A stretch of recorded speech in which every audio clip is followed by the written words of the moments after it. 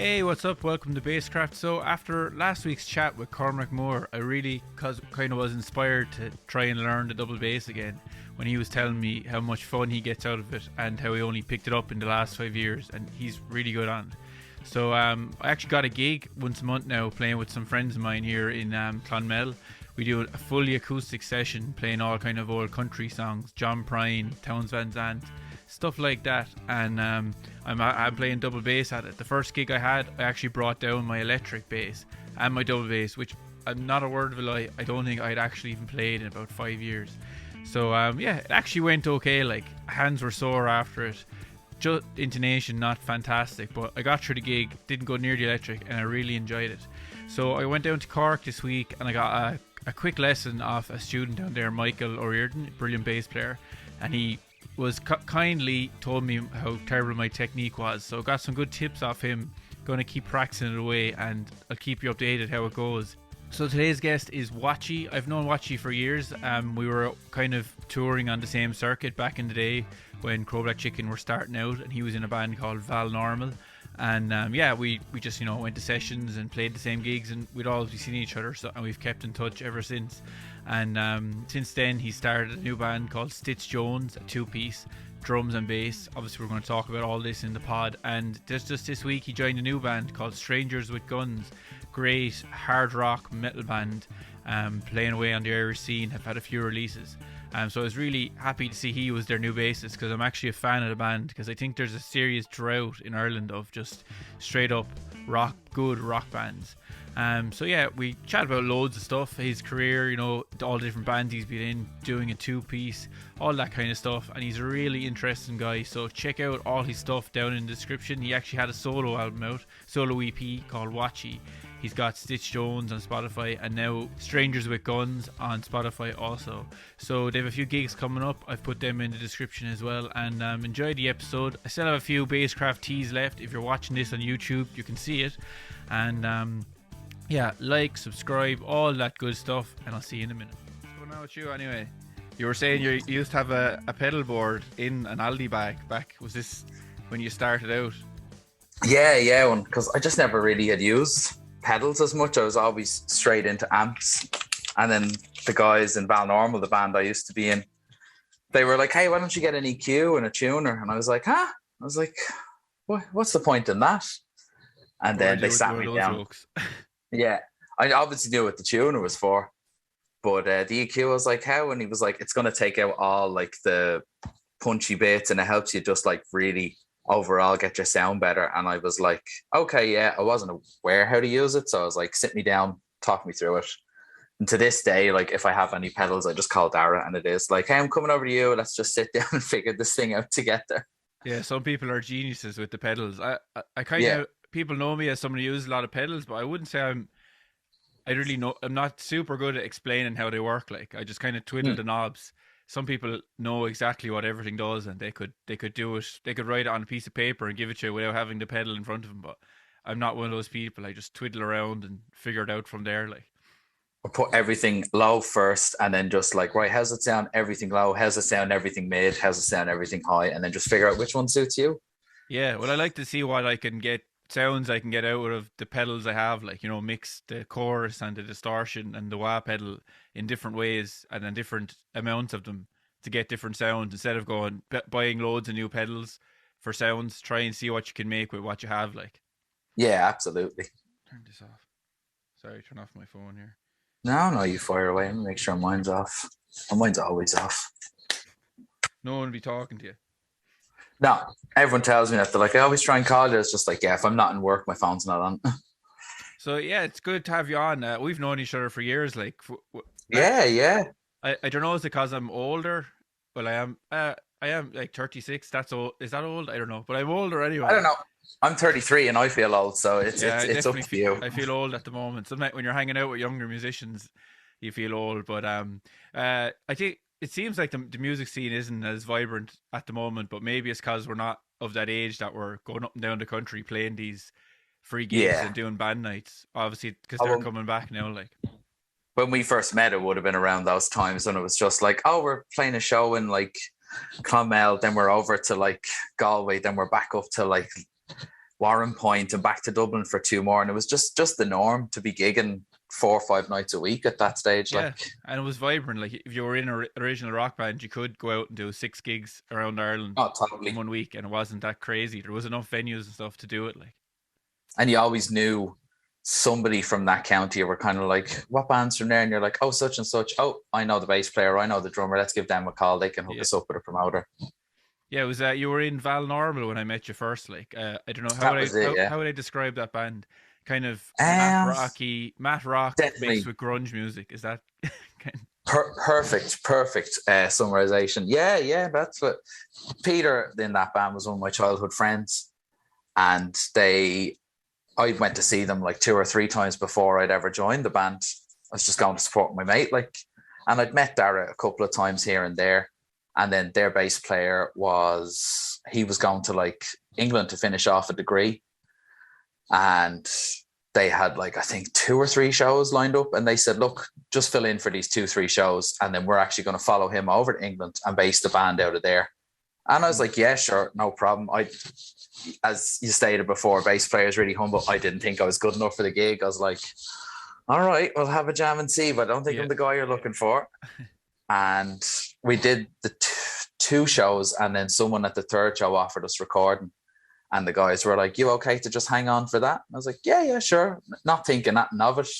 And then, I ended up being in the band for 4 years. But you are an official member. That seems to happen to bass players a lot. I was reading about, I know Jerry McAvoy was never officially in Rory's band. He used to get the contract once a year, like, and it was quite frustrating for him. And I know that the guy just quit the Deftones there this week. Did you see that? Yeah, yes. What's his name again? Something Vega. The guy with the green hair. Yeah, he was playing with them when I seen them, but he'd been with them. He'd been with them at least the last 4+ years, like longer. I'd say nearly 10 years at this stage, like, and still no contact. And the guy in the Rolling Stones is the same. The bass player, and they've been in them for like 30 years or something. Still not.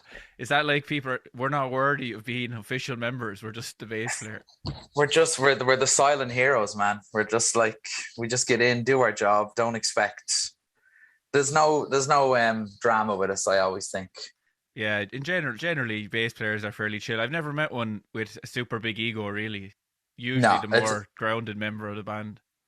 As soon as they get one, they almost catch themselves and are kind of like, what am I doing? Like, or they get fired. It's like, or simple as your job as a bass player is to support. So I think you have to be able to see the bigger picture and see past your own nose. And I think that's what makes bass players the friendlier, the more approachable kind, I guess. Yeah, and I love that Ozzy Osbourne quote about drummers, like, anyone who wants to beat the shit out of things for a living, there's something wrong with them. So, drummers can be off the hinge, like. Any drummer I've ever had, it is genuinely like, I know if I'm out with them, like, it's going to be a crazy night. Whereas if I go out with any bass player friends of mine, I'm like, it's going to be a grand night. Everyone's going to have a good time. Everyone's going to behave themselves. The guy was in Val Normal. He became a chef, did he, or something like that in London? Yeah. He's in Germany. I was the last time I was talking to him, I was on a night shift, and it was like, I'd say like between 3 and 5 in the morning, and he just messaged me out of the blue and said, "Hi, I'm just in from work. We are 1 star away from being a 2-star Michelin restaurant." From the work myself and my team have put in. I was like, holy shit, man, like, what a long way you've come since just banging a few drums. Imagine the food he'd be making you on tour, like, in the bus, like. He was the cook. He was the cook when we were on tour. So I said, I'm not surprised that's what you went into. Was it good? With the stuff he'd rustle up, like, even in back of a van or in some shitty kitchen. He'd rustle up some crap. Like, it inspired me to learn how to cook that way, where it's just like he could throw anything together and he could make beans on toast look lush. He was a great drummer. Does he still play the drums? Like, he had not been for a while, but he found like a little studio where he lives, and he just set up a little kit. And he says, like, when he gets a chance, he goes in. He says the restaurant he said it's crazy hours. Yeah. You're talking sometimes 6.5 days a week. You're in there, and it's all different times. But he says when he does get time, because I was like, it'd be an awful shame if he didn't play. And I noticed that with a lot of guys from that old scene. You meet up with them and you speak again. You're like, hey, you still playing? And they're just like, no, I actually stopped doing this, or I got a job doing that and I just lost the time. And I was like, I always try and squeeze 1 hour in, but I suppose it's easier to just pick up a bass than it is to set up a whole kit. Yeah, well, I think the world we come from is slightly different to a lot of the bass stuff that's online at the moment. We're from original rock bands. Like, I was in an original rock band from day one, playing their songs, never learned any covers. It took me years to get around to learn a few covers. So when you don't have a band project going, you're kind of not inspired to play as much, are you? Like, it's kind of like, Yeah. I couldn't be arsed going on YouTube learning a bunch of licks or covers. You're like, I want to be writing yeah. songs. That was my biggest thing with lockdown, was I kind of lost not the interest, but like that, I had no musicians that I knew I was going. I had nothing to work towards, so I'd find myself going days without playing. And that was I'm playing bass 20 years next year, and it was the first time in 20 years that I'd gone more than, like, I don't know, 4 or 5 days without picking anything up at all. The only thing that actually kept me going was this podcast. Oh, fair enough. The minute I'd see an episode, I was just like, grand, I'm going to listen to that when I'm on my walk or when I'm doing something. And I know that's going to make me want to go home. And as you say, get into the shed and just, so thank you for that. You're probably the only thing that kept me going. Cheers. No, I kind of started, the only ambition at the start was I put up like a post on Bassist Ireland. I said, guys, who are the top 5 Irish bass players that we should have a podcast about? And I did them. And then it's like, fuck it, I should keep going. So I just kept going, finding guests like. Oh, the Jerry McAvoy one was amazing. It was such a good listen. Like, I actually read his entire book the day before. I got the book 2 days before the interview, and I read the whole book. Yeah. Like, is that Riding Shotgun? Yeah, I had I probably knew more about his life for that than he knew, because it was all fresh in the head. Like, that's what you want. You want to let them know that you're interested. Like, yeah, it's a good book. Like. I read some of it, but I never finished it. But as soon as you said it in the podcast, like, he's talking about Riding Shotgun, I was like, that is such a good read. Like, anything to do with Rory Gallagher is just always going to be a good read. Like, yeah, there's been a few books, but I think Jerry's is more kind of warts and all, and because he was actually there, it's like from the horse's mouth, what happened or whatever. Like, I'd no clue he was in 9 Below Zero until that podcast. Yeah, so for years. I'd say about. I was like, I had to go back and just watch all the old footage. I was like, oh my God, it is him. Like, I first seen them on the Young Ones. They're in the very first episode. And I was only watching it the other night, and I was like, yeah, there he is. I was like, I can't believe I'd never picked up that was him. Yeah, I don't know what happened with that band. He finished up with them. He's touring around himself now with his kind of solo band, Jerry McAvoy band. So doing decent. Yeah, like. Mega. And so, what age were you when you picked up the bass? Like, and what was the impetus to? Were you a guitar player given the bass? No, never. I actually to this day still don't really know how to play a guitar. I know how to play the bass. Holding out, hold out against it. That's I remember one of the first teenage bands I was in. That's what one of the guys said to me. Like, the reason we got you is you were so dedicated to the bass, where anyone else kind of just said, "Oh, do I have to be?" Whereas you were like, "No, I want to be the bass player."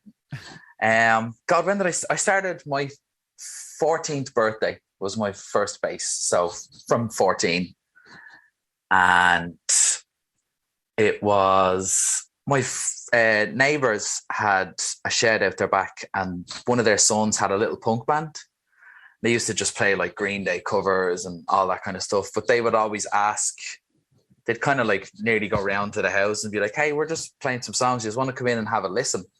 Like, so innocent, like. And I was one of them. I was like, yeah, sure. I love music. Like, I'd been into rock music since, like, my dad would play like all around the house. And I know they're not your favorite band, but Oasis was like always my introduction to music. I teach some of their songs in my lessons. They're really good songs for teaching, because like, you can break down what's going on really easily. Like, they were like, because obviously I was the right age when they came out, so that was for me the first like cassettes I remember buying. So I always knew, like, God, I love rock music. I'd love to be able to do that. So I went in anyway to this neighbor's house, and it was just a 3-piece, and they played When I Come Around by Green Day, I remember. And it was the first, number one was the first time I ever heard Green Day. And then I remember they finished the song, and I was like, that was great. And then I said, guys, what's the thing that keeps making in here rumble? And they're like, what do you mean? I was like, as you are playing something, it feels like it's rumbling like my bones or something. And the bass player was like, it's a mixture of the bass drum. And he's like, and this is a bass guitar. And I was like, a bass guitar? I was like, what is that? And he just sat down and kind of like broke the bass down for me. And I was like, was like, oh my God, I want that. I always wanted to be a drummer. But the more I looked at the drums, the more I was like, that just looks far too daunting to try and you have to figure out how to do 4 different things with 4 different limbs. Yeah. So it's like, no way. And it's a hard sell, man. Get me a drum kit so I can just break the house down for 2 years. Yeah, that's great for me getting lots of students, because a lot of them do actually want to play drums, but their parents won't buy them a drum kit. I was like, the bass is kind of like the drums. Go for the bass. That's it. If you want an understanding of rhythm, like by all means get a bass. And like I said earlier, you don't have to. You can just pick the thing up and play away at it. Like, but the guy in question, he's actually my brother's best friend now. Stephen Farrelly's his name. He had like this vintage kind of bass that he just sat and talked me through the whole thing, and then showed me like a few like licks on it. And he's like, "Hey, here's how you do this. Here's how you do that." And then I just got straight home. I think I was about 11 or 12 by that stage, and I was like, "Mom, I don't want drums anymore. I want a bass guitar." And then she was just like, okay, yeah, sure, whatever.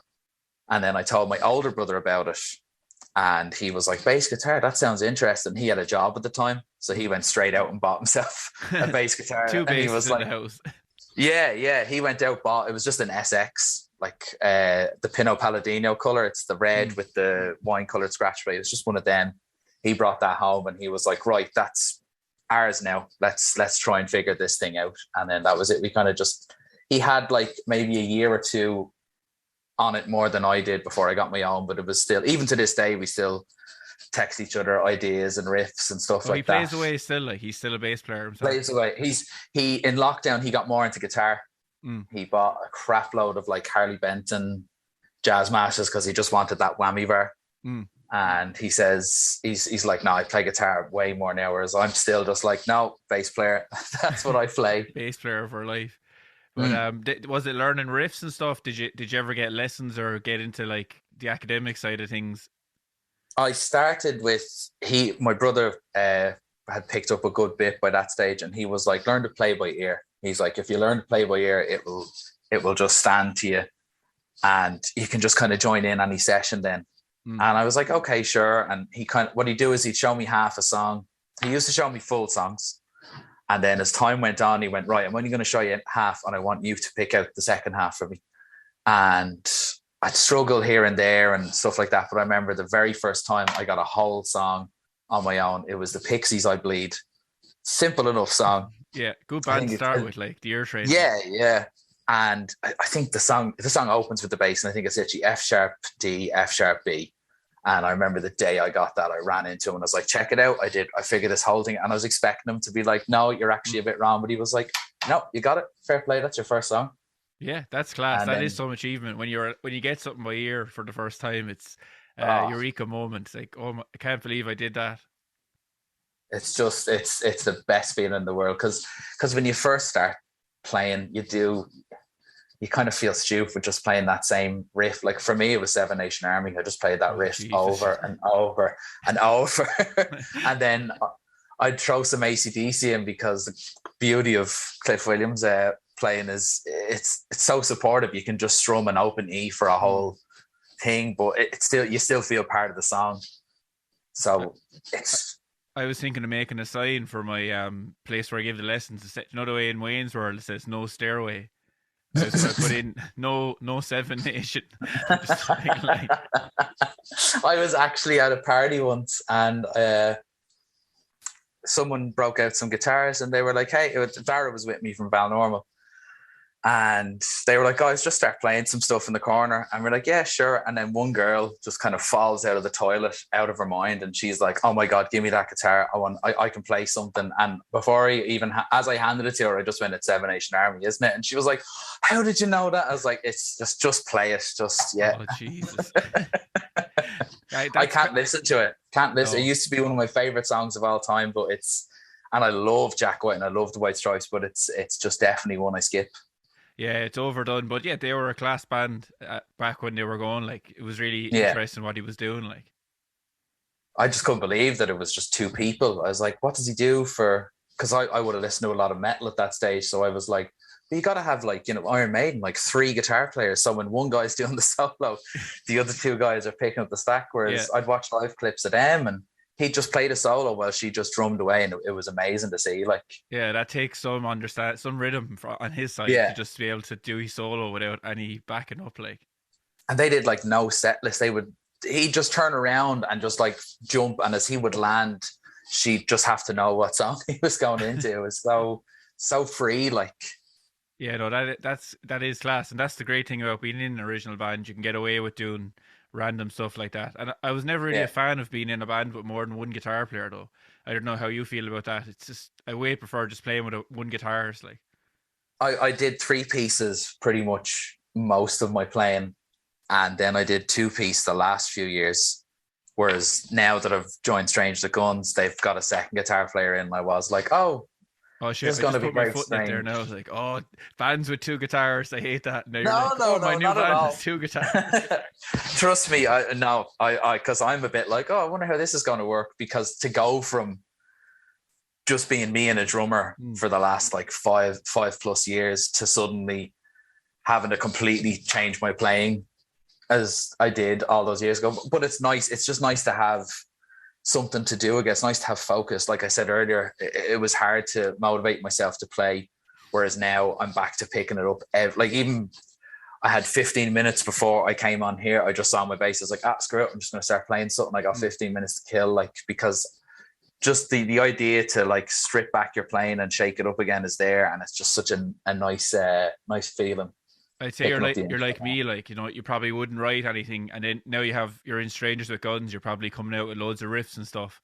You're like, oh, I can bring that to the lads. Like, definitely. And I keep saying, because that was my first question, I was like, do you just want me just to come in, play the parts and go home? I was like, I can do that. I've been in cover bands where it is just do the job and go home, and they were like, no, we want you to come in and, like, you know, give us your ideas, change up some things. I was like, that's fine. And I was like, but if you don't like that, and don't be afraid to say, like, hey, that's not so good. Like, I'm big and ugly enough to try something different kind of route. So we better fill listeners in on who Strangers with Guns are. Like, you can do the blurb, since you're the new bass player. You're going to have to do this for any interviews.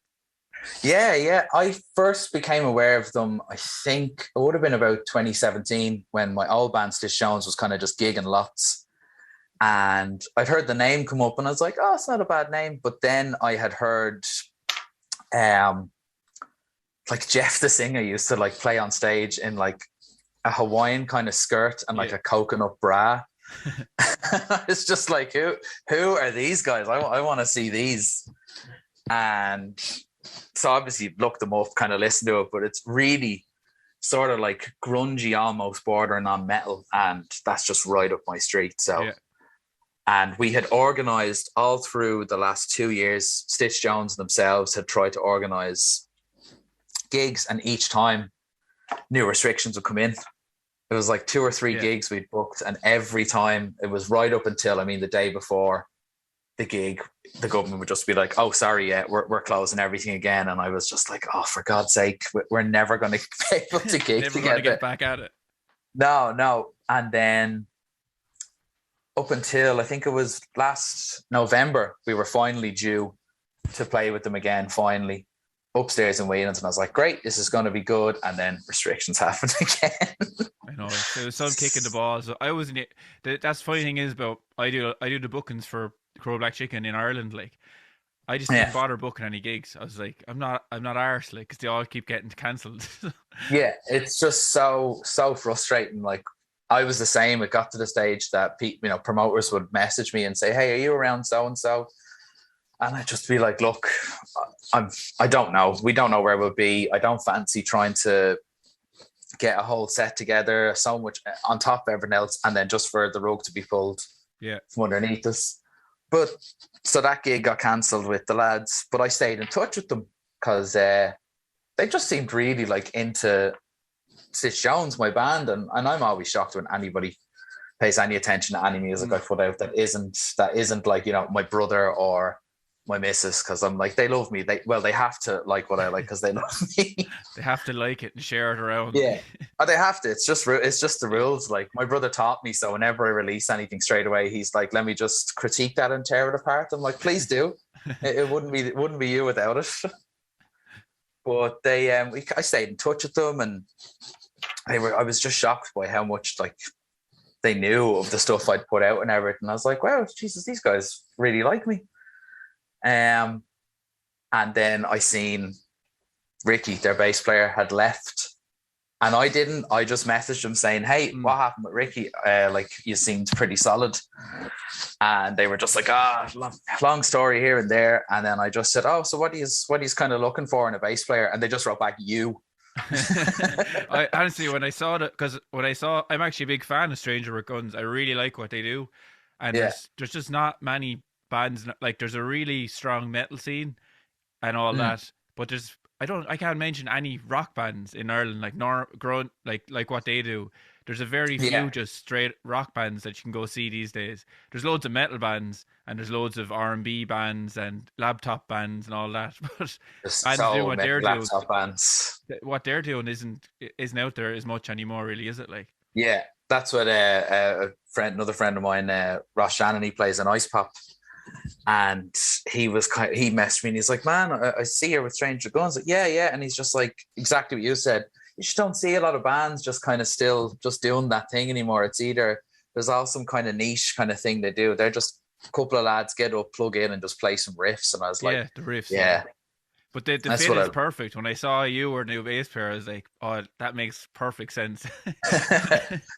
I was shocked because when they said you, I was like, like guys, I've been out of practice for so long. Like I've done one gig since Everton's reopened and it was back in early November. Now it was great, but it was literally the same set we had played 3 years ago. Like we just got into a room, ran through the exact same set we'd always play. We didn't try anything new.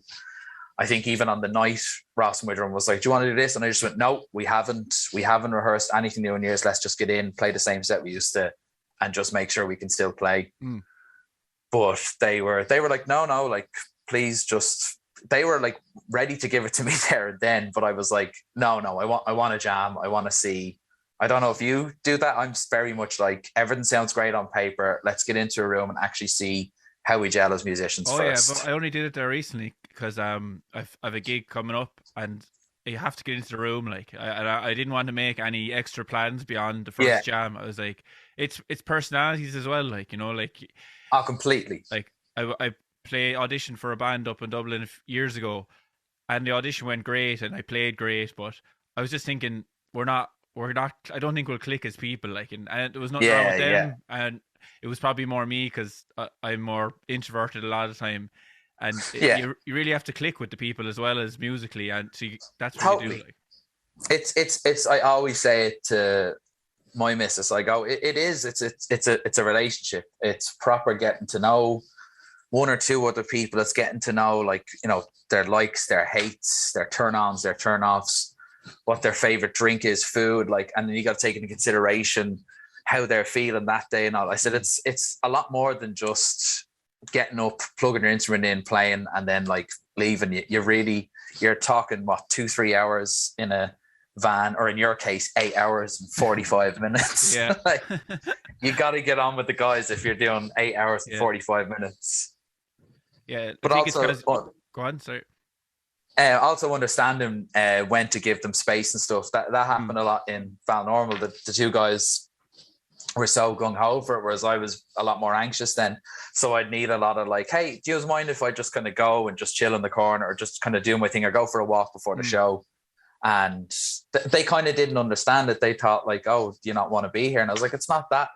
It's a bit overwhelming. I just kind of need 10-15 minutes to myself to pick it up. So yeah, I'm like that myself. Like, I like to go for a walk or something. And what's Typo Negative? I saw an interview with the singer Peter Steele. Is that his name? The guy from that band. And they asked him, what's the hardest thing about touring? And he said, being around people all the time. He just wanted some space, you know, for himself. Like, it is, because it can be such a, if you're not used to it. Because as I said, before I joined Val Normal, I didn't really gig as much. I did a few local gigs where I'm from, but I'd never really come into, you know, Dublin City and play. Like, my first gig with them was Whelan's, and that just blew my mind. I was like, oh my God, I'm in Whelan's. Like, granted, there was nobody there. But where are you from, Watchy? I'm from Swords, just right beside the airport, so North Dublin. Same with Peter. That's what we're both from there. Whereas Dara was from Donamead. But we played a few local shows around Swords and stuff. And I played in a couple of, like I said earlier, teenage bands where just guys in school would be like, hey, there's a battle of the bands. You just want to learn, like, I don't know, 2 Blink-182 songs and then throw original together and see who wins. But in our year in school was Codaline, so they kind of won every year. Yeah, I was thinking it because our producer Phil, who's Codaline's producer, lives in Swords as well. Like, so I was thinking, do you know Codaline? They the 2 lads were in my year, so they were. People always said it to me, like, were you friends with them? And I was like, I was the fat stoner that read comics and listened to Slayer. So what do you think? Like, well, they're quite lads themselves, like, so they. Oh yeah, no, like I remember one of the nights. It was one of the first big nights for Valnormal. We'd won a Battle of the Bands in Swords, and the 2 of them were actually at the show. And this was just before their first album had come out, before High Hopes had been released or anything. And I remember saying to Peter, I was like, did you see the 2 lads in the crowd? And they came up to the 2 of us and were like, well done on win, lads. Fantastic. Good stuff. And we're like, oh, hey, good stuff. Like, and we even chatted, like, what are you doing? They're like, oh, we've just been sitting on something for ages. We're just waiting to release it. And then I think like 3 months later, that was when the first single came out. Funny, I have a story about them from that exact period in time. That when they were sitting on the album before it came out, like, with the big labels. They were sitting on it for ages, because I even said to them, like, I haven't seen you around Swords, and they were like, we've just been back and forth between the UK and here, that we just don't really have a home at the minute. Like, yeah, and we knew what they were, you know, who they were, because Phil told us about them and he'd recorded the album. So we did a gig up in Westmeath, some festival, and the label must have wanted to get them some live gigs before they dropped the first single, because they didn't want, you know, this big single coming out and then they have to do all these gigs, but they've never done any gigs.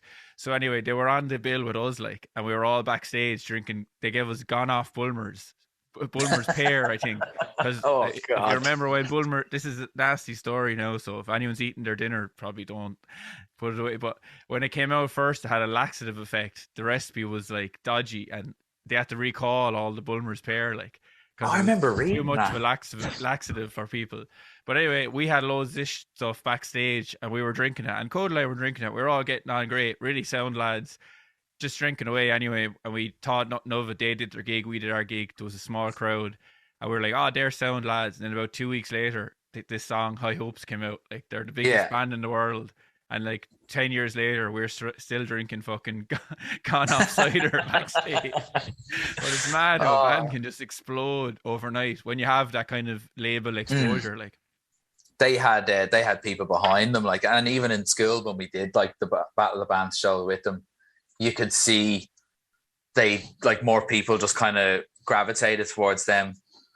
And I wish I could write music like that. Like, I've tried, but I've just listened to heavy music so long in my life. I just can't. I remember one time I was really like, no, let's sit down and try and actually write like a good like radio hit or something. And I was in standard tune, and then I still was like, I'm chugging away here in a riff. I just physically can't do it. Like, it's just, but I'd rather make music for me than for somebody else. The older I get, the more I realize that I'm just like, it's all about expression of self. It's about getting what you want out, and at the end of the day, like, it's like, it should be for yourself first, and then if people happen to like it, fantastic. No, I agree, but I also have a theory about that, because you know the way they talk about music as a language, and usually they talk about it more in like ways in like the licks you play and the shapes you make, but I think of it in a more kind of a different way. It's like the different genres you listen to are a language that you kind of start to understand. So like for me, I'm the same. I grew up listening to rock music, and when I write music, it's that kind of stuff. But one of my pet peeves is like people like saying they're like in a certain type of band and they try to make that type of music, and it never sounds real or genuine, because it's not, they don't understand the language of it at all. Like, me writing jazz music would sound a bit weird, like, and for a jazz musician to write a rock song, it would just sound so stock and generic. It just doesn't sound completely right. I find when it comes to your influences, I think it was Billy Sheehan who said it. He's like, by all means, let them color your songs, your style you're playing, but don't let it completely take over it. Don't just be a hard cut copy of whatever you've been listening to, because you know, in people's eyes they're like, oh, you're just trying to do this, or I've heard this before. Yeah, I've listened to a lot of bands over the years, like, and some of them would sound amazing, like, but they'd sound exactly like Alice in Chains, and I'm thinking I much prefer the shit if you're at a band night and like the last band on are really polished and they sound exactly like Rage or any band that we all like. I'd have no interest. I'd be like, well, I preferred the first band on. They were all over the shop, but they kind of had their own thing going on at least. Like the best for me is when you get the crazy bands, just like the bands that clearly got together for that show. Just sniffed a load of something and then got on stage, and it's just chaos. Like they're my favorite ones because it's just like these guys just really don't care. You remember Sweeney's in Dublin? Sure, that was amazing. The bands, like a breeding ground for all those type of bands. Like just made a band for that night kind of thing. That was amazing. My missus is a huge fan of like the Irish music scene, but she was studying kind of all during, like when she studied between 2010 and 2014, kind of the height when Sweeney's was around. And I said to her, did you never go in to Sweeney? And she goes, you got to understand, I was a broke student. I couldn't go into town. She's like, it's not till I graduated and got my job that I started going into all the gigs and seeing all the bands, seeing who was who. And I was like, oh, you missed some amazing stuff. Sure, you don't spend any money. Like I think that's why the place shut down. Like there was like drugs and cans being drank in the alley. I don't know how much drink the actual bar was selling. I remember one night, I think we had played upstairs, and I went to go out the back for a cigarette, and that whole lane would be jam packed with people. Like it'd be a COVID nightmare now, but it was like so many people. And at one point I just suddenly seen the seas of people partying, and I was like, what's going on? And it was just a guy stark naked sprinting up, like with mad eyes on him, swinging his boxes around, and like the whole place cleared. And then as he got to the top, he like punched a guy out and then just disappeared around the corner. What the hell? That's typical, like in that alley, that part of Dublin on a crazy night. I remember Arthur's Day was insane. Do you remember, for our non-Irish listeners? So I'd say it was about 10 years ago. The advertising department in Guinness decided this woman actually won like business idea of the year for it. She said, why don't we invent a new holiday and we're going to call it Arthur's Day, and the whole world gets a free pint of Guinness at, what is it, 1 minute to 6, is it 1859 or 1859, yeah. 1859, the year that Guinness was started. So they decided to make this holiday, fake holiday, but the Irish really took it on board. Like it became bigger than Paddy's Day. There's a reason it's not around anymore. Yeah, it got cancelled. But that kind of annoys me. Like, certain musicians came out against it, saying, "Oh, it's so bad to drink," but we were getting paid really well for it. We loved Arthur's Day. We were like, "Oh, Arthur's Day is coming up. We're going to get all these really good paying gigs, and they'll be mental." It was like a guaranteed, because you would finish festival season, and I think it was mid to late September, and the only thing kind of left in September is Electric Picnic, and then from there you've kind of got that lull before things pick up again at Halloween. So it was I used to always say I love it because it's fixed, it's got something there for that lull now. There's always going to be a show, and like you said, and if you play your cards right, you can get a decent gig and get paid really well. Because when we were trying to do making music our jobs, I remember there was a lot of that. It was like you'd be riding high one month and you're like, oh, we've bookings coming out like the year, everything's fantastic. And then there'd be some months where you're like, oh, we're lucky if we get one little slot like for half an hour somewhere, and you're chasing people for like 20 quid. Yeah, no, making your living in an original rock band, I don't think is good for anyone's mental health. I don't think anyone should pursue it. If you start making so much money from your gig that you can stop your side gig, fair enough, but I don't think it's a good idea to jump in head first to try and make it in a rock band. We all did that after the success of our first album of Balnormal, and it was very much just like, okay, yeah, and we'd made lots of money. And then I think it was September 2013 when we were like, right, let's go, here's our plan going forward. And then nothing kind of worked out its way. And then what was it? I think a year and a half later, I'd left the band. And I was like, oh, shouldn't have done that. Like, why did you leave the band in the first time? You just were kind of sick of it, or? just sick of it. And it's like I said, once I kind of made it my job, I kind of grew to not hate it, but the reason I started playing was to de-stress. So once playing became stressful, I was like, this is not the real, like it's the reason we pick up the instrument sometimes if we're having a rough day. It just takes your mind off it. And they say playing music like operates both sides of your brain or something like that.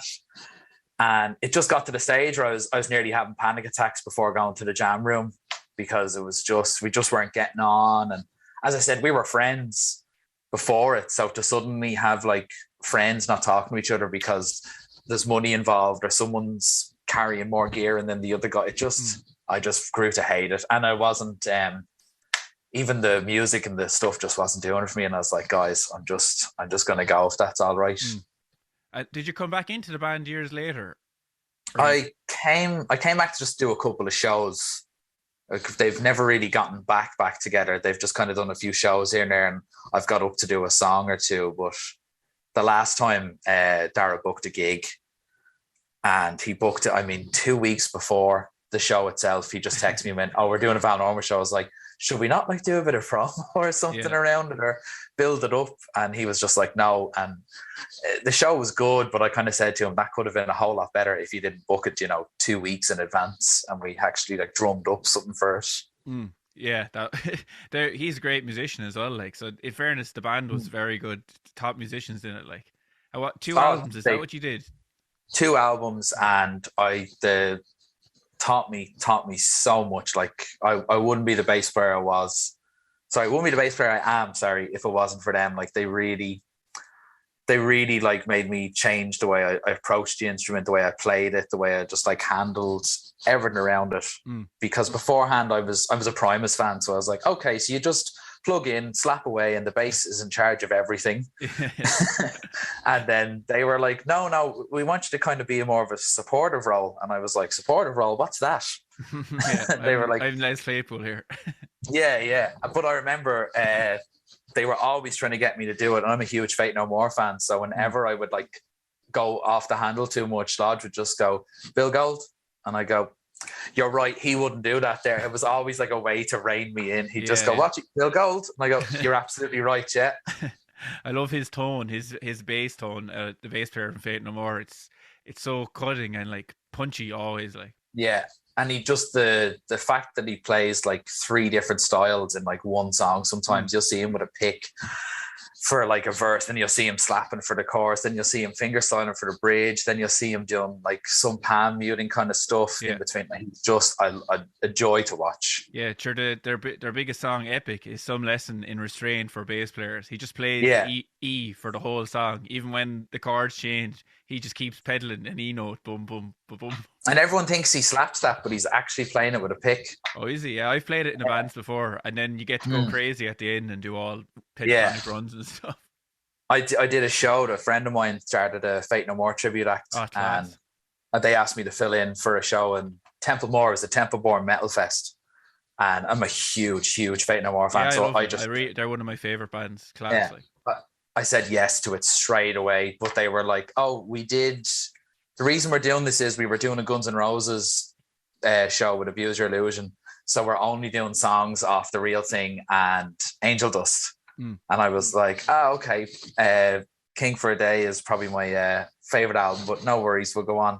But it was just so much fun learning those songs and then getting to play them with a full band. Like, still one of the most fun gigs I've ever played. Did you do War Pigs as well? Like, didn't do War Pigs. We did Zombie Eaters, which I didn't realize how hard Zombie Eaters was until I had to properly sit down and learn. And even at that, I definitely played some bum notes going through it, because it's you just forget how all over the fretboard he is in some parts. We did Zombie Eaters, we Care a Lot, obviously Epic, and there's just a few others, but it was just so much fun to play. Go on, sir. If I could be stuck in a time loop for the rest of my life, it would just be that week where I learned the songs, play with the band, and play the show. It was just... And there was no chance that you could stick around in the band? You were just filling in for someone else, was it? I was just filling in, but every member of the band was in other sort of tribute bands that were just had more gigs. Like there's just not much demand for a Fate No More tribute act, because No, I'd said it for it's years. a lot of work, like, isn't it? Having those Yeah, songs together for a few gigs. I'd said it to my friends for years. I was like, the dream is, lads, the dream is to start a Fate No More tribute act. And then a friend of mine just went, where are you going to play? Like the average punter knows Epic, and that's really it. And I was like, shoot, you're absolutely right. Yeah, they're a class band. Very interesting the way they went through all the different periods. The first singer was kind of a rapper, wasn't he? He didn't have a range for singing songs. He was a rapper. And then they had Mike Patton, and then the main guy in the band, is it Bill Martin? Is that his name? The guitarist? Yeah. He quit, so then their sound changed again. Like, so their albums are so Jim Martin. different. Jim Martin. Their albums are so different. Like when you listen to them all, they could be a different band. Like, that's the beauty of them. They're just so, I just find they were way ahead of their time. They were doing new metal before new metal was a thing. They were doing like just the stuff they would mix in and the covers. Like they're doing Burt Bacharach covers. I know, they're supposed to be a metal band. Like, yeah, I haven't caught them live yet. No, I'll definitely have to see them now. No, me neither. In next year or whenever. Like, it's who was it? 3 bands left to see. It's themselves, Radiohead, and there's always one more. I was like, once I see, I'm going to see Tool in May, so too, yeah. I'll be there. I'll see you there. Where are you? I think I'm in the nosebleeds. Oh, fuck, somewhere like that. It was impossible to get those tickets. Like, I didn't think we were going to get one. I was in Portugal on holidays with ourselves when they were going on sale, and I said, like I'm not even going to be able to log on and get them because like I've only my spending money with me, and that's that. And then one of my friends just messaged me out of the blue and was like, I'm in. I was like, what do you mean? He's like, I'm on Ticketmaster. I've gotten through. It hasn't crashed. Like, do you want one? And I was like, give me 2 just to be safe. And he like did the whole thing. And then next thing I knew, he was like, my computer worked. We have our tickets. And I was like, fantastic. The only thing is, and I was like, are we at the nosebleeds? He's like, we're at I was like, screw it. It's Till. You want to just I'm up there as well. Like, so I didn't care either. I got online and I was like, don't care. Just click till I get a ticket. Like, when I saw Primus like that, it was the same. It was in the Albert Hall and it was over. So the stage was here and I was kind of tucked to the side of the stage almost, but it was Les Claypool side. So that suited me down to the ground. I saw Primus in Brixton in London, but being a typical fucking paddy, I went over there and I didn't know that there's like numerous O2s in London. So like, tons. I was at the O2 and I got a load of drink in the Tesco. There's actually a Tesco near the O2. And I was drinking cans like on the grass outside, like thinking, Jesus, there's a very old crowd going into Primus, all these old people. And I was like, there's something, I don't know what's going on. There's something wrong here. So I didn't know if I had a smartphone at the time. So I went in to see what's going on. It turns out Neil Diamond was on in the O2. And I was like, where the hell are Primus playing? I looked at my ticket. It's like Brixton O2. Brixton Academy. Leg it onto the train, get all the way across London. But I made it to the gig anyway. You made it? Like, I made it over on time, yeah. That's a distance, like the O2 to Brixton. Yeah, well, no, they're class live. I love Primus. I don't listen to them much anymore. Like, I find out with a lot of my teenage bands, when I go back to listen to them now, I'm not into them as much as I used to be. Like, I still love Metallica though, like, because they were my first big band. Like, I absolutely I just adore Metallica, and whenever someone looks at me like, oh, is that not something you grow out of when you're like 16? I'm just like, no, it's just I've 2 friends that we're in a WhatsApp group chat. We went to see Metallica in 2017 in Manchester, and it's sort of just become like a metal meme related WhatsApp group, but we just constantly talk about Metallica in it. Like, and oddly enough, we started off jokingly saying Saint Anger is our favorite album, but now we genuinely love Saint Anger. So absolutely, poor that album. I found it when I was cleaning the shed there a few months ago, and I put it into my van, and I actually couldn't believe how bad it was. Like, so I don't. What is it you like about it? Because like the songs are too long. The production is awful. There's a few good riffs, but there was nothing there for me at all. Like, I'd say I don't know. I could have compressed the entire album into one song of good ideas. It started as like just a joke, but then suddenly it just kind of took off, and I was like, God. I think the one thing we always go back to is Lulu is without a doubt the worst thing they've ever released. What's the lyric? I am the table. I am the table. Like, I remember reading that at the time. It was just like Metallica and Lou Reed are working on an album, and I was like, Lou Reed from the Velvet Underground? I was like, okay, we'll see how this works. And I remember they went on Jules Holland, and I was like, wow, it must be reputable if Jules Holland's gotten them on. And I stuck it on, and I watched Ice Honey, and I was just like, it's like pizza and ice cream. The two things are fantastic, but they should not be put together. Like, I think he banned Kirk Hammett for using the wah pedal on that session, which was good. My God, like, just so, because that it will always be just like the pinnacle for bad Metallica albums. I think that's why Saint Anger just gets left by in our little group. Well, they set the bar so low with Lulu, like they can never go below it. Like, thankfully, Hardwired, I thought was great. I really liked that album. It was cool. I loved the way they made a music video for every song. That was class. Like, I genuinely, like, I remember listening to it and just being like, right, if the fans don't like this one, then there is genuinely no please them, because it's got a bit of everything on it.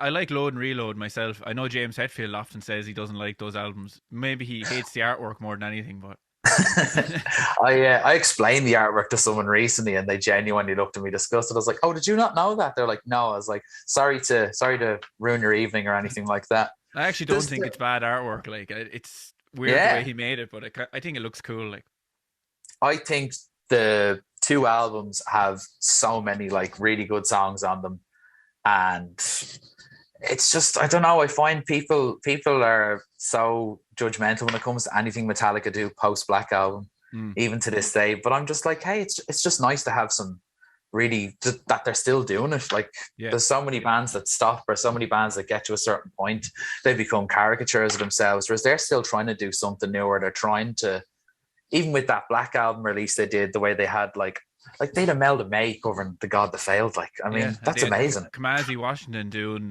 did you hear that one? No. He was doing My Friend in Misery. Literally used nothing from the song except the one thing that most people don't like, the vocals and the lyrics. He didn't keep any of the riffs or anything. All that's from the original version is the lyrics and the vocals, and it's class. The bass solo makes that song. The bass is unbelievable. Yeah. But I'm just happy when it comes out. It's like I approach Star Wars and Batman stuff the same way. I'm like, I'm just happy it's coming out. Like, I remember as a kid, you had to get a Metallica album, to get, like, I don't know, a special edition of something, you had to go above and beyond for it. These days, you just pick up your phone, it's there. It's like the new Ghost album came out yesterday, and I just got to sit there and listen to it for the whole day, and I was like, this is amazing. Everything's within arm's reach, and it's just great that we're getting so much stuff now. Do you still consume music like you did as a teenager? Like, I find myself, I have to force myself to listen to new music, because I don't want to be one of those owl lads who only listens to his teenage bands. I'm very lucky in the fact that a lot of people I hang around with are younger than me, so I can kind of say, oh, hey, what's going on with this, or what's going on with that, and I'll never shut it down and say I don't want to listen to that, or music stopped being good after 2006 or something. I'm like, no, there's always something new to, like, the WhatsApp Metallica group. The two lads are strung out on Turnstile, and they've in turn have got me listening to them now, and it's just, and another friend has me strung out on Greta Van Fleet, and I'm just like, this, I know they're not new, but it's still something in the last 5 years, and it's nice to just have an idea of what's going on in music at the minute. Yeah, I like that Idols band. They're cool. Their last album was really good. I saw them in what's the name? Not Kilmainham, Ivy Gardens, and I only knew two songs, and my friend was like, come on, let's go. And I left that gig like hardcore devoted. Now I'm just like, if you get a chance to see them live, I strongly advise you go.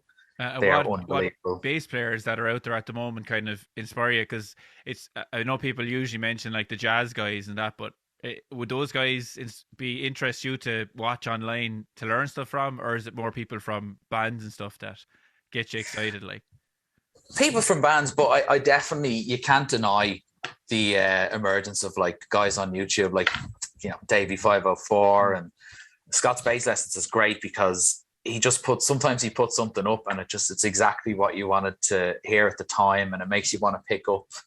And then I know he does everything, but is it Rick Beato or Beto? I never know. Rick Beato, he's great because I love when I love is what makes this song great, where he just strips everything down and it just makes you want to sit and dissect music again, because that's with Spotify it's great, but we've lost ownership. We just kind of rent things now, and you quickly just skim through an album. Like, you probably remember the days of when you used to queue up at Grafton Street HMV to get the new release, and you would live in that album because you're like, no, I spent my hard-earned like pocket money on this. It was ferocious markup, €20 for a CD. Like, what were they thinking? Yeah. I remember I paid. It was just as the euro would come in, I paid $18.99 for Slipknot's Iowa, and I genuinely was like, I can't believe I'm paying this much for a CD. I know, there were some robbing bastards, like, it's crazy. But as I said, it made you listen. When people are like, what album you listen to? I was like, still, Iowa by Slipknot. I've had it a month, but I'm wearing this thing out because I've paid so much for it. Like, that was brilliant, but it was also terrible when you bought a shite album and you're just listening to it because you'd spent a week's worth of allowance or something on it. Or you buy that album for the one song you heard that you love, and it's the first song on the album, and the rest is not very good. Yeah, it's like, oh god. Well, your other projects are interesting though. You were doing this 2-piece, Stitch Jones. Like, how did that come about? Did you always envision yourself as a 2-piece? You on bass and vocals, and the drummer, well, he sang as well, didn't he? And drums. Yeah. I'd always I was a massive Death Above 1979 fan. And I remember a friend had introduced him to me, and when he explained, he's like, they're a bass player and a drummer. And I was like, what? How's that work? And he said, oh, no, I said, does he looping? He said, no, he's not looping anything. He's doing like what Jack White does, where he'll just continue playing. The drum will continue playing while the bass stops and stuff like that, and they'll sing. And I was like, oh, that's interesting. And I always said I wanted to do it. And I tried to do it with a few drummers, and it never really worked. And then Ross, who I eventually did it with, we always hung out because both our bands would kind of meet, and we would hang out whenever our bands were together. But then we started doing it outside of it. We were both big football fans. So we decided, like, let's just meet up, go watch the football together, have a few pints, and just not talk about music. Because we talked about music all day with our bands. So we're like, let's take some time away from it. And then I decided to ruin that lovely friendship we had by getting music involved in it. And that was it. I just said to him, like, hey, I have this idea and I've always wanted to do it. And he looked at me like, at two heads. He's like, what? And I showed him some Death from Above. And right around that time, Royal Blood first album came out. And everyone was really like, oh, wow, I'd never heard this like bass player and drummer thing. And I was like, oh, I've heard about this since like 2003 or 4 when I first seen DFA. And then I said to him, why don't we try and do this? And it took a bit to get going, because we were trying to just figure out what to do. I was trying to figure out what way to use my pedals, what way to get such a big sound. And then we went in and we recorded, and our producer, Mick, he was like, I've never done anything like this before. This is going to be so exciting to do. And it just kind of snowballed from there. And I kind of couldn't imagine life playing with any other band. That's why it's pretty weird to be playing with another band now. But it was just always there, and I loved it. And at one point, Ross went away to Brazil in 2018. He was just gone for a few months. So I said, hey, I've been offered some shows. Do you mind if I continue on without you? And he's like, yeah, please do. I'll get back to it when I get back. So I got Dara in. And I don't know if you've ever seen Dara drum, but he's brilliant. Great. He's great at everything. He's an asshole like that. You can hand him a saxophone. He's like, there you go. And I'm just like, oh. But he filled in for a while, and then Dara kind of showed me a different way to like hook my pedals up. And he's like, well, have you ever split your signal? And I was like, no, I've usually just gone through one amp and then the PA, and I use an octo bass and EBS. And he was just like, here, let's get my Pog 2. Let's figure out a way. And we literally sat in our rehearsal space, I think, for a whole day, just trying different signal chains and ways to figure out the best that it would come through both amps and not lose anything. And to this day, I stick by that. I had to take my pedal board apart to jam with the guys, and I actually had to sit and draw out a diagram of what goes into where to remember. And it's sitting beside my bed, and my missus is like, what is that? I literally had to draw like square and be like, Pog, draw lead into that and a direction. I said, it's blueprints. It's so when I have to like play the Stitch Jones stuff again, I actually know how to plug it all in. It's a bit reminiscent of the Bill Bailey sketch. what is it, catastrophic event at a U2 gig. Yeah. When Edge's pedal board stops working, instead of playing this epic soundscape, it's just like Twinkle Twinkle or something. Yeah, it's just, and it can be so hard when you are playing live and something goes wrong, because you're just like, right, I've got 9 pedals and 2 signal chains. Let's try and figure out what's going on here. But it's so, when I finally got it and we got a good sound out of it and I was happy with it, I was over the moon, because it was something I just always wanted to do. And I'm still doing it. We still have 2 shows coming up in May and June. Like, I haven't stopped altogether, but I've just wanted to try something else different and just see what it's like to just be a bass player in a band again. I've just forgotten what it's like. Yeah, it's class to be back gig. I have a good hack for you for catastrophic things out of a gig. You can buy these things online. It's like a one. It'll power one pedal. It's like a 9-volt battery plugs into it. Have you seen them? So, yeah. So I have 2 of them in my little case that's on stage. So if something goes wrong, I'm not going to try and fix all my pedals. I've got like 2 or 3 of them. So I'll have distortion, a tuner, and whatever other pedal I want. Yeah. Just running off the little batteries. So it saves you. I might do that for what I'm doing with Strange the Guns, because with them, I just stripped my pedal board back completely. I was like, all I need for this is EQ, distortion, tuner. And then I threw the Line 6 DL4 in, because I love the sampler on it, and it's great. What is that pedal? It's that big green one, is it, with 3 the big green one switches? Yeah. I still don't use it as much as I should. It just has every kind of delay and reverb in it you could want, but it has the sampler section, and that thing is great for like in between songs, or if something goes wrong with the guitar player, you're just like, right, I could just make some big loopy thing here, the drummer could join in, and I could just like do a Jack of Astoria's solo way in it while they try and fix the problem. It's just great. It's a great thing to have for situations like that, because even the guy said, like, what's with the big green pedal, like, what you need that for? And I was like, this is why. And I like turned it to the thing, and I just started making loops on the spot and then samples, and they're like, that's brilliant. And I was like, yeah. And I was like, it's just such a great and it has tap tempo delay will always save you in any situation. Like, yeah, I don't use delay at all. I have a delay pedal, TC one. I must start using it, but I like to really learn the pedals I have first, so I'll add in the delay eventually.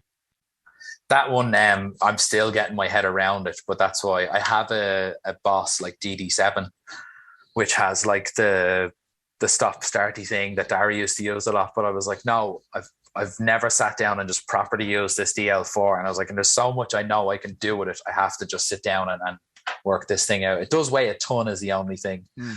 Well, my pedal board is some weight as well. I've got some heavy pedals on it. Like, I'm not using the big huge one now. I've actually gone back to the Aldi bag. Oh, just nice, to bring it back. There's an Aldi bag sitting right beside my door, and my missus went to pick it up, and she's like, Christ, what's in that? I said, that's just me pedals, just leave them there. That's for when we're next gigging.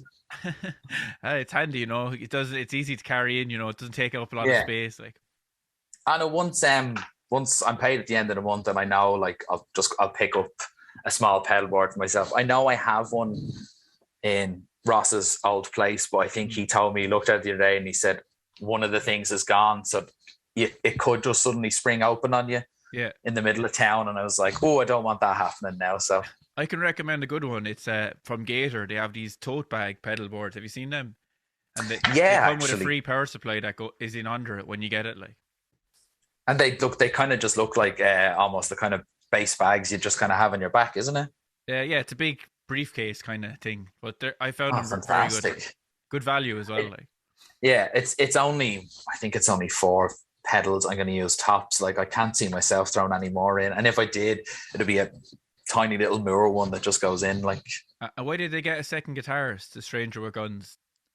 They got Jim in. Jim's from Hashmaker, this crazy band. Oh, Jim, from he's from Cork. Clonmelshire. He's from this. Oh, is he? My town here, yeah.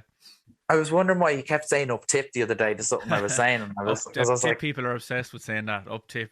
Man, Dublin people are obsessed with. I know lots of Dublin people that say like up tip to loads of stuff, because I was always like, oh, I used to play up and down Clonmel and Nina. I was like, tips always been a good spot to me. Like, so they got Jim was filling in for this gig they did last week, because I remember I said to them, like, yeah, I'm happy to join, but I want to jam first. And they're like, we have a gig on Saturday, and this was Tuesday.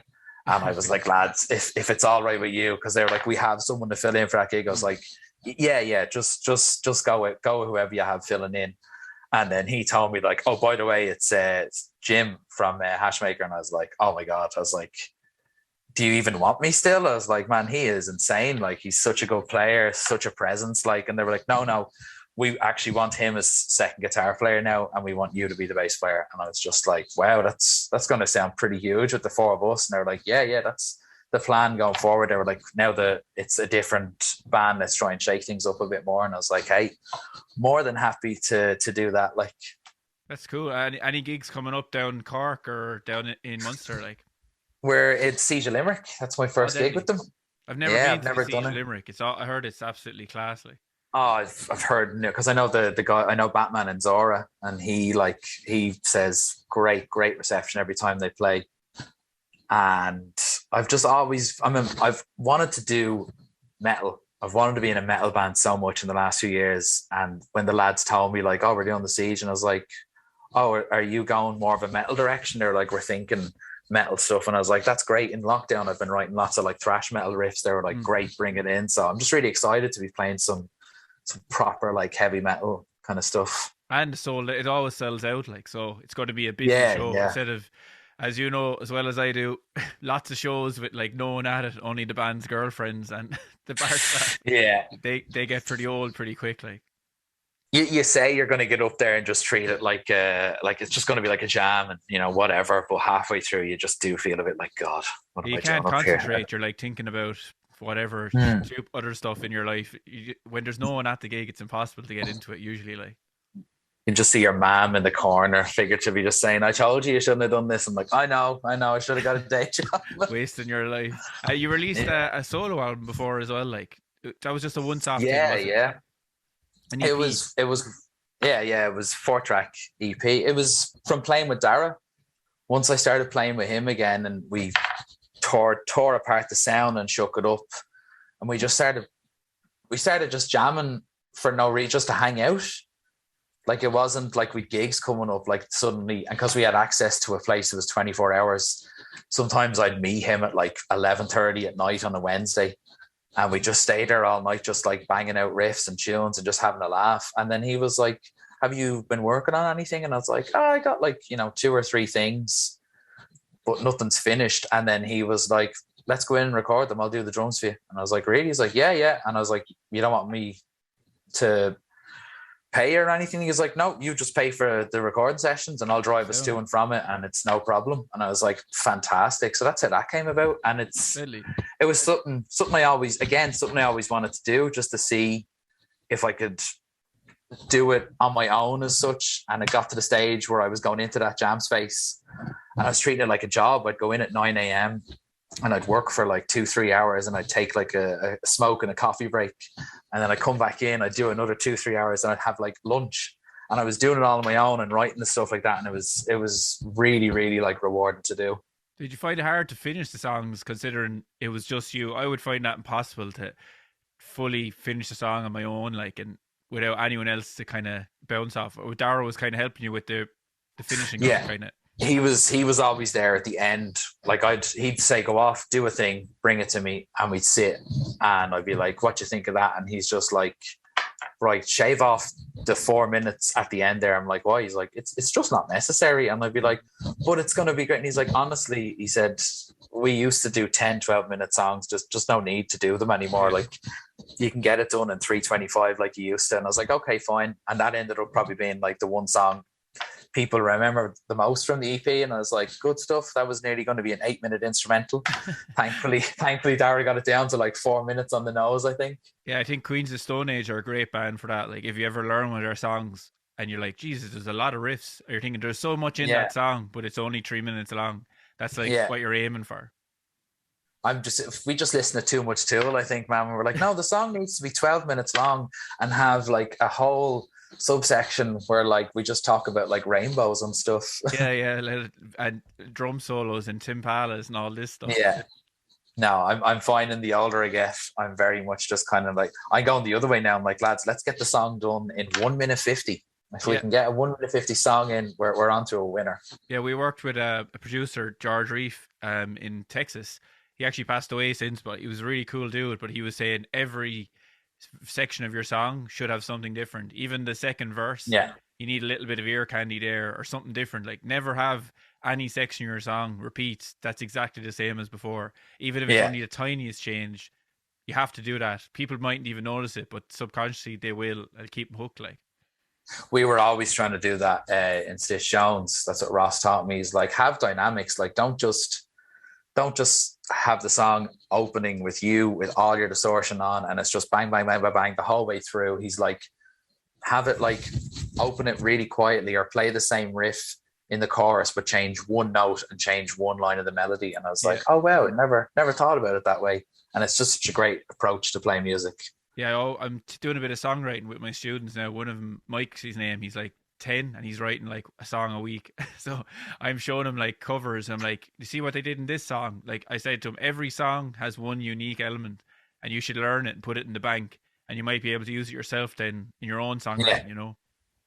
Oh, totally. A lot of the best riffs in the world, you're kind of like, how'd you come up with that? And it's like, I was just trying to sound like so-and-so, and this ended up coming out. And it's like, and you could easily sit there and say every song sounds the same or this sounds like that. And I'm like, sometimes it's just coincidence that something sounds like, I mean, what is it? Is it Dua Lipa who's in trouble at the minute? Yeah, that's like, a complete rip-off. When they put the two songs side by side, sometimes it's blatantly obvious, and then other times it is just like, well, that song was written in 1972. This person wasn't even born. They've never had any inclinations that they listen to this type of music. They just happen to have found this melody that just happens to sound like this melody. So it is hard trying to figure, because I remember one time I sat down, it would have been very early on when I was playing, and I was like, I'm going to write a whole song. And I wrote it and I brought it to my brother and I brought it to the guys in the band, and they were just like, yeah, the riff's great, but the melody's Falling Over the Girl by the White Stripes. I went, no, it isn't. They went, it is. And they went, sing it there. And I went, and I was like, oh God, it is. I was like, sorry lads, back to the drawing board. But especially with riffs, it's just the nature of guitar music. I remember we had a song for our second album and had this cool riff, and then before we got the album recorded, Gary Clark Jr. brought out a single which was the same riff, but we had the riff before his song came out. So I actually was in Texas, and I was in on 6th Street, and I went into a bar, and who's there? Gary Clark Jr. Oh, brilliant. Typical dumb drunk Irish fella. I go up to him, you stole my song. You stole our song. And he's just looking at me like, what is this guy talking about? Security, can you please remove this very drunk man? Pretty much. But a bit in terms of basses, you've gone through a few over the year, but I think you're like myself, you're an Aerodyne man. He's sitting over there, but he needs work. I lent him to Dara, because Dara's in a new band himself now, and he just needed a bass to record with. But he handed him back to me, and there's a piece of his bridge missing, and I just bought a new set of Cream DiMarzio pickups, which I'm going to have installed in it, because I was going to put mine as Cream, but the covers wouldn't fit on these EMGs. Like the Cream does look good, right? So I bought them, and I was supposed to get it done about 2 weeks ago. And then I realized, like, there's no deadline. Like, I want it ready for the Siege, but that's not till the 17th of April. Sunday, 17th of April, Dolan's Limerick Siege. See us there. That's will kill me if I don't plug. Like, I'll get this out this month, so you'll be plugging away. But the plan was to have it ready for then. So as I said, I'm literally looking at him right now, and every time I see him, I'm like, God, you need just a bit of work and a bit of love put into you. So when I get back from Germany, there's a guy in Portobello, actually, good old bassist Ireland. I just threw it into the chat and was like, guys, anyone know anywhere based in Dublin I can just get my guitar, like my bass guitar, like fixed? I need this and this done. And as wonderful as Bassist Ireland always is, I got like 7 suggestions. And this one guy was like, hey, I'm literally down the road in Portobello. And I was like, you're a 10-minute walk from my house. He's like, drop it in anytime. I'll have it sorted for you there and then. So I'm going to give him a shout when I get back. Yeah, so that's you don't have a big bass collection though, do you? You have an Aerodyne and a few P basses. That's kind of it, is it? Yeah, I sold the P bass actually. I sold Okay. the P bass to a friend because it was just sitting gathering dust. But I got my main workhorse at the minute is an OLP Stingray, and it's funny because it's a bass that had been stolen off me 11 years ago. And no joke, no joke. My brother borrowed it for a gig in Whelan's, and I bought the bass brand new. Do you remember the guitar shop at the back of Georgia Street Arcade? Yeah, I think it is.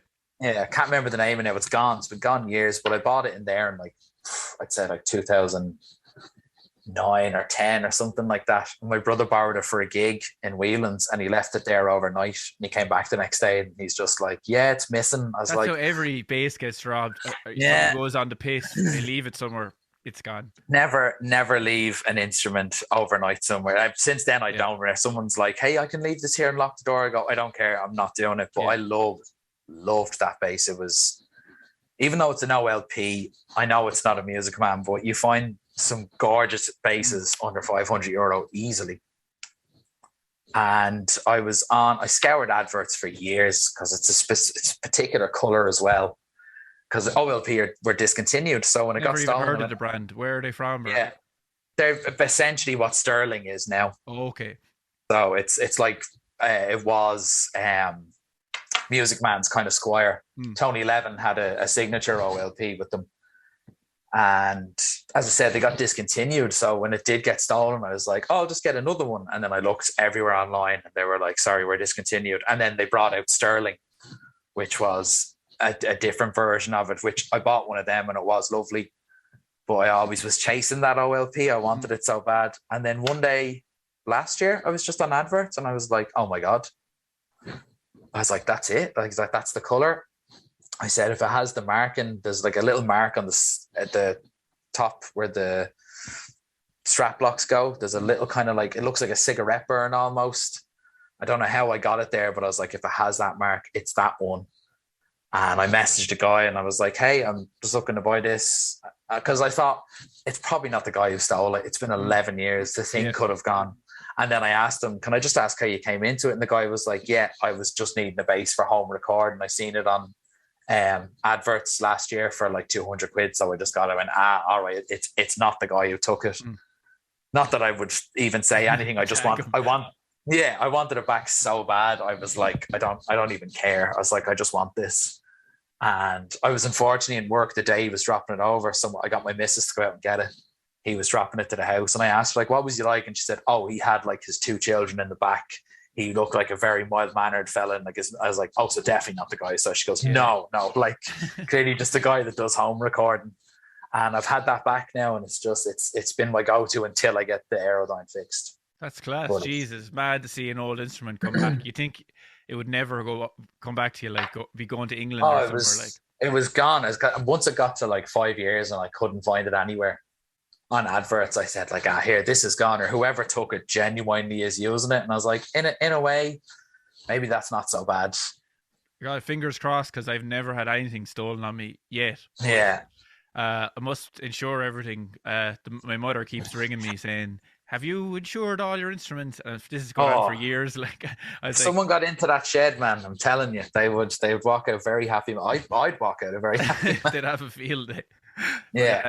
Cheers for coming on. It's great. I'll get this out this month, so it's Dolan's Siege of Limerick. Yeah, April 17th, Easter Sunday. What better way to celebrate the second coming than to go to Dolan's for a sweaty metal show? Deadly. I'm on tour in England in April, but I'm not sure if I'm around. I'll try pop down to it. And I was trying to get to your show in Whelan's last time, but I had an exam, so I couldn't make it. I was very, very sad. I was hoping to see. I haven't seen you in person in a while, so. Yeah, no, we'll do another Dublin show in the summer probably. We're not playing in Ireland as much as we used to, because it's hard. The gigs aren't really there. Like, we're in England a lot though. Fantastic. Well, even if I'm in England, I'll always check it out, because we're definitely going back and forth there a lot the next while with work and stuff. So cool. I'll always have my eye and ear out for you, my friend. Cheers, man. Thanks for coming on. I'll put all your links down in the description. That kind of crack. Yeah, fantastic. Thanks so much for having me on. It was a joy.